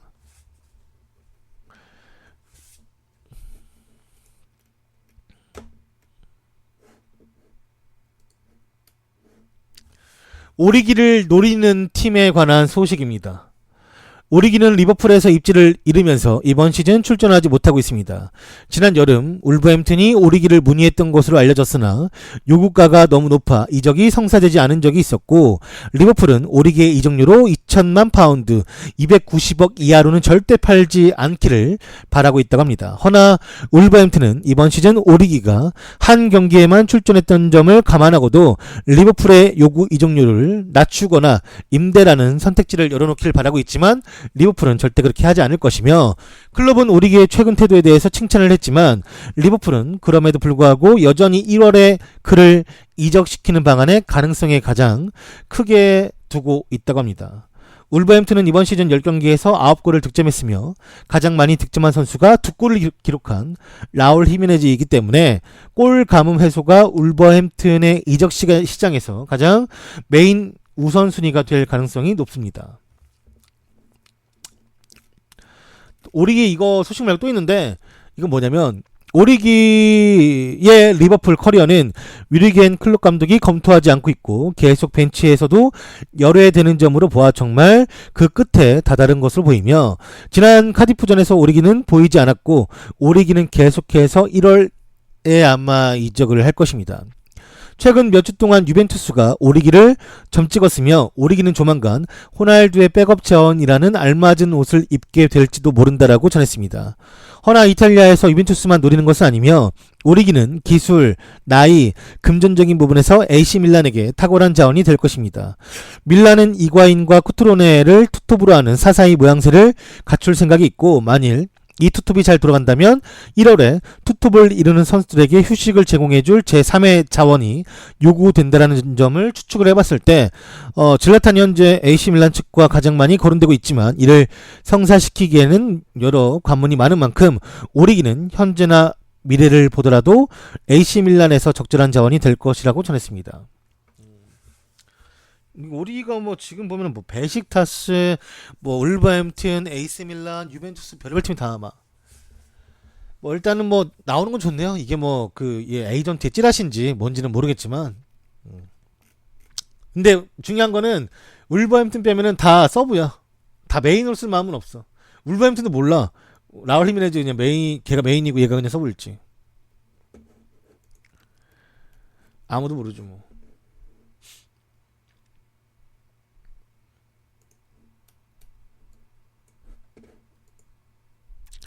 펩은 친구 로페테기 일에 대해서 유감을 표시했습니다. 펩은 로페테기에 대해서 말하길 그는 제 친구이고 뛰어난 사람이기 때문에 이번 일이 좀 유감스럽게 생각이 듭니다. 우리는 바르셀로나에서 같이 뛰었으며 지금까지도 아주 좋은 관계를 유지하고 있습니다. 하지만 그것이 바로 축구이며 아무도 그것에서 벗어날 수가 없습니다. 레알이나 바르셀로나 같은 팀에서 계속해서 승리를 하지 못한다라면 팀을 이끌 기회는 더 이상 주어지지 않습니다. 축구나 인생에서 또 다른 기회가 생길 것이며 로페테기는 포르투나 스페인 대표팀에서 한 것처럼 그의 가치를 다시 한번 보여줄 것입니다. 저는 그가 최선을 다하길 바라고 있다고 말하며 친구인 로페테기에 대한 사임이 아쉽지만 그가 다시 좋은 길을 발판 삼아 일어날 것이라고 응원의 메시지를 전달했습니다. 그러하군.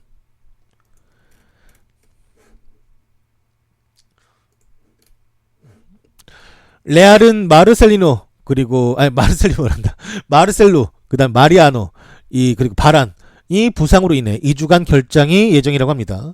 마르셀로와 이 마리아노가 바란까지 엘클라시코에서 다쳤고 일단은 마르셀로는 오른쪽 종아리 근육에 부상을 입었고 이전에 그가 쉬었던 부상과 같은 증상이며 마르셀로는 AMH 휴식 전까지 있을 모든 경기에 출전하지 못할 것이고 마리아노 디아즈 또한 근육 부상으로 적어도 2주 동안은 나오지 못할 것이라고 합니다. 그리고 이제 바예호 이 중앙수비수 이 선수도 복귀하는데 적어도 2주 정도 걸릴 것이라고 이제 명단에 올렸고 부상자 명단에 올렸고 하물며 바란은 오피셜 발표로 내전근 부상이 맞다. 그래서 바란도 2주 이상의 휴식이 필요하더라고 또 구단에서 공식 오피셜로 발표를 했습니다. 네. 뭐 수비는 뭐 초토화되는 거야? 라모스 똥 싸는데 계속 써야 돼? 무토하냐? 그리고 심지어 다른 애 다치는 거는 뭐 다 안 되지만 레알 입장에서 다른 애 다치면 다 돼도 마르셀 다치면 안 되는데 큰일 났네. 어쩌려고 그러냐. 아센시오가 있다고? 그래 아센시오가 있다.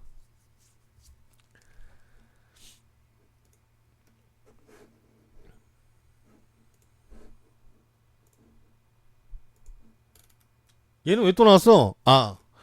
대한축구협회는 11월 1일 장현수 선수에 대한 징계를 결정할 것이라고 정했습니다. 스포츠 공정위에서 징계 수위를 결정할 것이고 최고의 징계는 제명까지 가능하며 장현수는 징계받으면 내년 1월 아시안컵 출전은 어려울 것으로 보입니다. 병역특례 봉사활동 서류를 조작한 것으로 드러난 수비수 장현수에 대한 징계 수위가 11월 1일에 결정되며 대한축구협회 관계자는 30일 장현수 선수의 징계 여부를 논의를 하기 위한 스포츠공정위원회를 11월 1일 오후 2시 축구회관 6층 회의실에서 열린다고 이제 밝혔습니다. 그렇군요. 네. 뭐 나는 그렇게 뭐 큰 징계가 나오지 않을 거라고 생각이 드는데 그래도 야구에게 지지 않았습니다. 야구에 오지환이 있다면 축구는 장현수다. 지지 않았다. 왜냐면 장현수가 이제 뭐 이 법이 바뀌어가지고 요렇게 봉사활동을 해야 되는 사람들이 있대요. 그 스포츠 분야마다. 근데 장현수가 걸린 거야. 제일 처음으로. 그 사람들 중에. 그래서 이 다른 종목들도 다 본대요. 그런 짓거리 했는지 안 했는지. 그런 짓거리 했으면은 뭐 똑같이 뭐 욕먹는 거고 안 했으면 얘는 더 욕먹는 거지. 네. 그래가지고 일단 낸 거를 뭐 확인을 해봐야 되니까 선구자요. 아주 큰일이네. 그치, 다시 얘가, 그 심지어 얘는 이거 법이 약간 개정되고 나서 처음이래요. 이런 사례가 얘가. 처음이야. 아, 선구자야, 진짜. 얘 때문에 딴 애들도 나중에는 속일 수가 없지. 이거 속이면 안 되는 거구나. 내가 면제받았기 때문에 절대 속일 수 없구나. 이렇게 다 알기 때문에. 네. 한번 보면 알겠니, 뭐. 얼마나 큰 증이 나온지 한번 보자. 이제 한 번씩. 며칠 안 남았나? 이틀 남았나?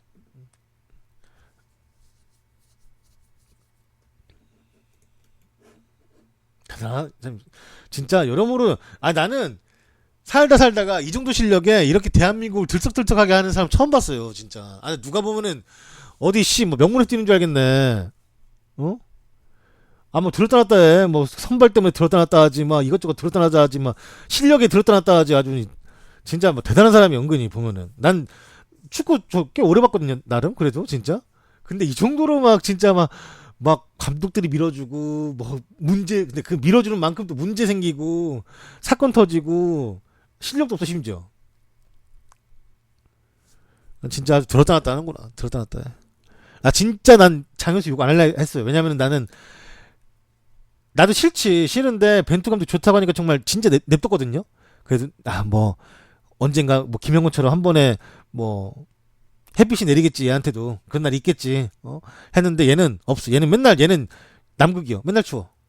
끝났어. 얘는 빙하기다. 일단 얘는 아주 그냥.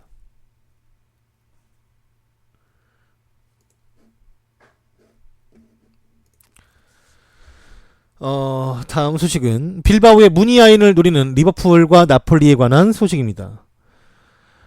무니아인은 스페인 축구를 책임질 차세대 선수로 여겨져 왔습니다. 부상은 무니아인의 성장세에 제동을 걸었지만 아직도 무니아인은 25살이며 빌바오 탑급 선수 중 한 명이자 빌바오가 놓치길 원치 않는 선수이기도 합니다. 빌바오는 자신들의 출신 선수만 기용한다라는 엄격한 골품제를 유지하고 있으며, 그 다음에 현재 무니아인은 계약이 내년 6월, 그러니까 이번 시즌까지만 계약이 되어 있어요. 네.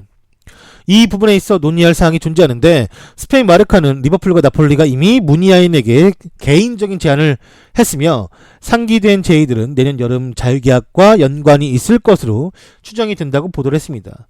리버풀은 과거에도 무니아인과 이직설이 난 바가 있으며 자유계약은 수많은 클럽들의 관심을 불러올 것이고, 마르카는 무니아인이 빌바오 잔류에 좀 더 기울일 것이라고 밝혔으나 아직 재계약이 합의된 바는 없다고 전했습니다. 클럽과 리버풀은 상황이 어떻게 흘러가는지 기다리면서 지켜봐야 할 것이고, 아마도 만회의 재계약이 없다 보니 리버풀도 윙포워드 자리에서 뛸 수 있는 선수들과 계속해서 링크가 뭐 나오는 것 같아요. 네. 무니아인이 왼쪽 자리인데 뭐 마네가 지금 재계약을 모르겠어요. 이거 뭐 리버풀이 제시를 안 한 걸 수도 있고, 아니면 마네가 그냥 좀 거부한 걸 수도 있는데, 일단 공짜니까 이번 시즌 끝나면 공짜니까 그냥 한번 그냥 뭐 되든 안 되든 한번 찔러보는 거지 뭐. 쓱 하고 그냥 쓱 하고 막 해보는 거죠 뭐. 네. 사실 뭐 왼쪽에서 뛸 수 있는 선수 치면은 뭐 샤키리가 뛸 수 있긴 한데, 샤키리가 만약에 다치면, 그러니까 그 가정은 마네도 뭐 좀 다치고 몸이 안 좋고 샤키리도 못 나오는 상황이 되면 뭐 랄라나가 뛸 수 있긴 한데, 랄라나는 사실 그 자리 뭐 저는 별로 안 좋아해가지고요. 개인적으로 그냥 나올만 하긴 하지. 공짜기도 하고 이번 시즌 끝나면 얘기 나올만도 하고. 그냥 물어보나 봐요. 마네가 하는 게 좋긴 하지. 마네 잘하니까 좋은 선수고 요즘 좀 그렇긴 하지만 그래도 골 넣고 했잖아요. 네. 최근에 살라나 마네나 다 좋아지는 부분이라 그나마 다행이에요. 네.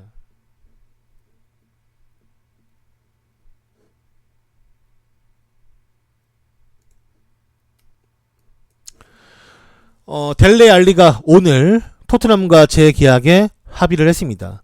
기존 2022년 계약에서 2024년까지 2년 계약 연장에 성공을 했고, 주급은 2배 올려줬어요. 2배 올려줘가지고 1억 5천. 2배 올려서 1억 5천. 네. 그동안 얼마나 못 받았는지 알겠죠? 네. 그냥 본인 자체가 토트넘을 좋아하는 것 같기도 하고. 아예 애초에 계약이 오래돼 있는데 그냥 2년 더 계약한 거지. 지금 2018년도에 22년까지 계약이 돼 있는 애를 이제 24년까지 더 늘린 거니까. 이 정도 기간이면 한 번 더 올려주지, 중간에. 하지만 루크쇼 2억 넘고, 넌 루저. 외톨이. 루크쇼도 못 이기는 루저.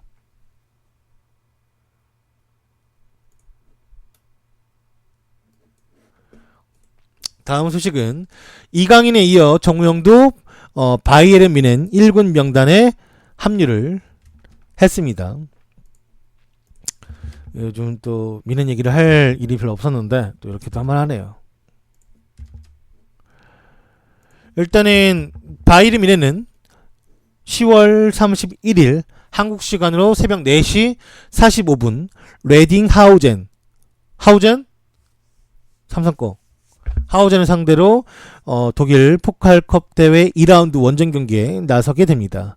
레딩하우젠은 독일 레기오날리가 사브리그 팀이에요. 사브리그 팀에서 5위를 달리고 있는 소규모 구단이며, 즉 이번 경기는 객관적인 전력을 보면 이거는 뮌헨이 뭐 그냥 뮌헨 1군 팀 아무도 안 나가도 이길 수 있는 팀이에요. 네. 게다가 바이에른은 이달 초까지 4경기 연속의 무승에 부진에 빠졌으나 최근 3연승을 달리며 분위기 쇄신에도 어느 정도는 성공을 했습니다. 그러나 바이에른 뮌헨은 현재 하메스, 로벤, 코만 같은 공격 자원을 비롯해 그 다음에 툴리소, 보아탱, 훈멜스, 골키퍼 율라이가 모두 감기, 부상, 아내 출산 등으로 이 경기에 나서지 않습니다. 아예 빠졌어요. 아예. 그래서 니코 코바치 바이에른 감독이 레딩하우젠 원정 경기에서 중용할 수 있는 1군 선수는 단 13명이며, 이 때문에 코바치 감독은 레기오날리가에서 주목할 만한 활약을 펼치고 있는 바이에른 뮌헨 2군 선수 중에 이제 샤비니, 폴빌, 그 다음에 프레틀, 크리스티안 프레틀은 이제 골키퍼죠. 여러분들 아마 FM 하신 분들 알 거예요. 그 포텐 쩌는 애. 그 다음에 정우영까지 합류를 시켰다고 합니다. 이에 독일 일간지 빌트 또한 현재 13명뿐인 바이에른 1군 팀이 어린 선수를 보강해 레딩하우젠전 18인 명단을 구성했다. 이 가운데 한국 선수인 정우영 선수가 이제 데뷔할 가능성이 매우 높다라고 점을 쳤습니다. 왜냐면 윙포도 없어요. 네. 음소요.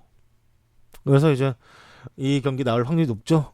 사브리그 팀인데, 그리고 심지어 이강인 선수나 정우영 선수나 이번에 데뷔할 수 있는 가능성이 매우 농후하고 유력합니다. 기회 잘 잡아야죠. 어느 누구나 어린 선수들은 다 이런 경기를 데뷔를 하면서 감독이 봤을 때 1군 경기에서 1군의 몇 명 선수들과 합을 맞췄을 때 이 정도로 할 수 있으면 그래 올려 써봐도 가끔은 괜찮지 않을까라는 기회가 생기면서 이렇게 데뷔하는 거거든요. 다 똑같아요. 누구나. 뭐 다른 구단에서 되게 좋은 활약을 펼쳐서 온 것도 아니고 이제 이 팀에서 밑바닥부터 올라오는 거기 때문에 이런 기회를 잘 잡아야지만 잘 할 수가 있습니다. 네. 이런 게 진짜 이 기회를 놓치면 잘 안 될 수도 있어. 꼭 잡았으면 좋겠어요. 이강인 선수도 그렇고 이제 정우영 선수도 그렇고.